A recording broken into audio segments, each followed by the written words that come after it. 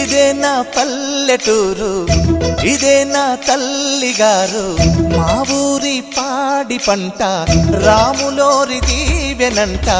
తల్లి గోదావరి నీళ్ళు కడిగ సీతమ్మ పాదాలు, ఊరంతా హాయ్ హాయ్ హాయ్, మనసంతా హాయ్ హాయ్ హాయ్. ఇదే నా పల్లెటూరు, ఇదే నా తల్లిగారు, మా ఊరి పాడి పంట రాములోరి దీవెనంట.